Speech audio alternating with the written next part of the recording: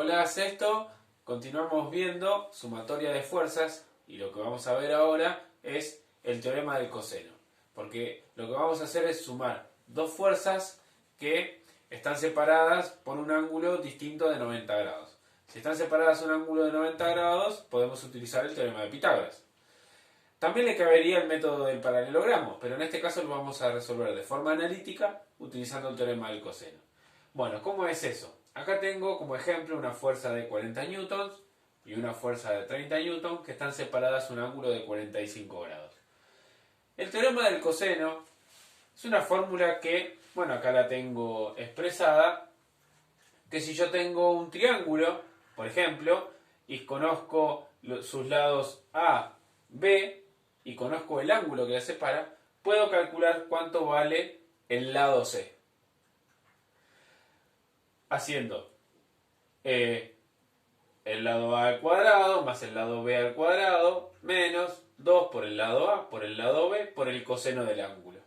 Una vez que resuelvo todo eso, el cuadrado pasa como raíz, saco la raíz de todo eso y me da el tercer lado de un triángulo.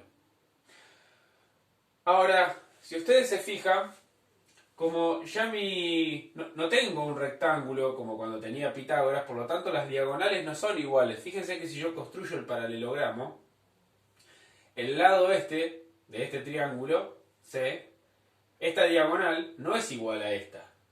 ¿Sí? Y a mí, lo que yo necesito hallar es esta diagonal, que va a ser mi resultante.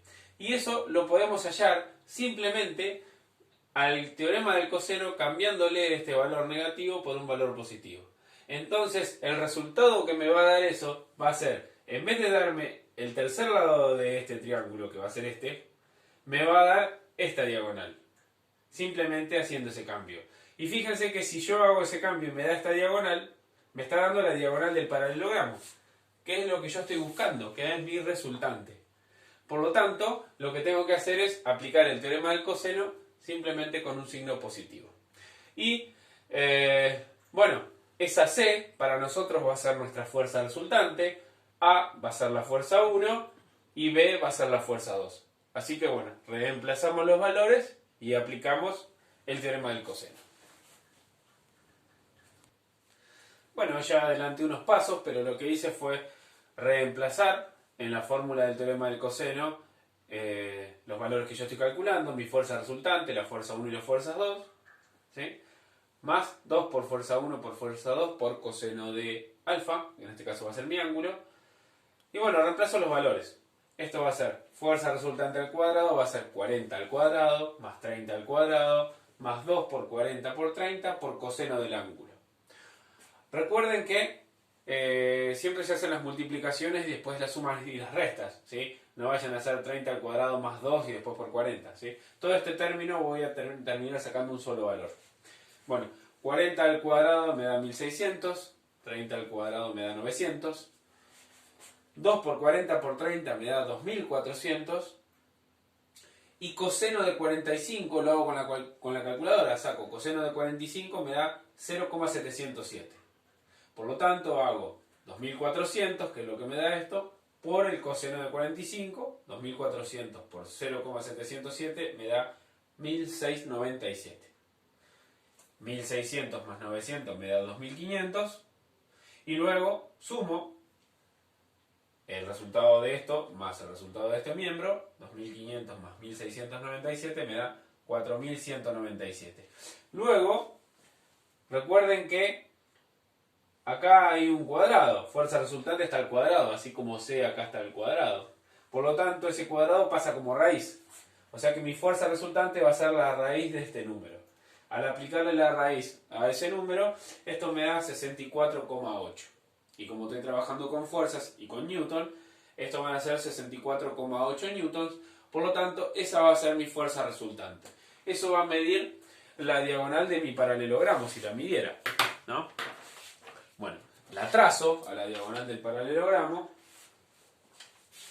y van a ver, me quedó corta la regla,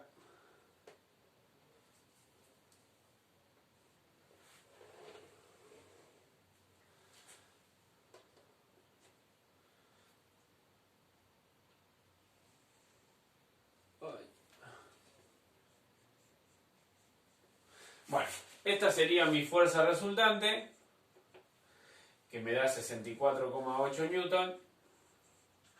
Calculada analíticamente, el valor me va a dar más exacto, ¿sí? Que si lo hago con el dibujo, ¿no es cierto? Pero fíjense en que si la mido, la diagonal de ese paralelogramo me da, bueno, acá me da 64, porque bueno, por el error de mi dibujo, no sé si se alcanza a ver el número, pero fíjense en cómo también la podría haber calculado con el método del paralelogramo. Y coincide bastante bien con el teorema del coseno, que es el valor exacto que me dio, ¿sí? Bueno, fíjense que con el teorema del coseno podemos calcular analíticamente la suma de dos fuerzas que están separadas un ángulo distinto de 90 grados. Fíjense también que el teorema de coseno incluye al teorema de Pitágoras, porque fíjense en qué ocurriría si yo tengo dos fuerzas que están separadas 90 grados, y bueno, en vez de aplicar el teorema de Pitágoras, a mí se me ocurre aplicar el teorema del coseno. ¿Qué ocurriría?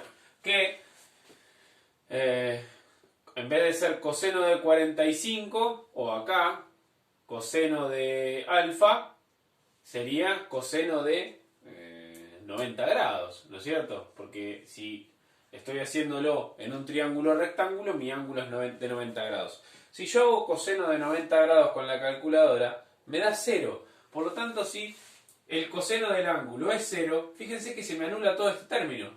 Por lo tanto, si yo aplico el teorema del coseno a un triángulo rectángulo, todo esto se me va, ¿sí? Es decir, todo este término se me anula. ¿Y qué me queda? El teorema de Pitágoras. Por lo tanto, el teorema del coseno incluye al teorema de Pitágoras, ¿sí? Es como que el teorema de Pitágoras es un caso particular del teorema del coseno. Bueno, esto es práctico para resolver un ejercicio de suma de un par de fuerzas cuando están separadas un ángulo distinto de 90 grados. Bueno, espero que lo hayan entendido y en el próximo video vamos a ver el otro método de resolución analítica, que es utilizando un poco de trigonometría. Así que bueno, nos vemos en el próximo video.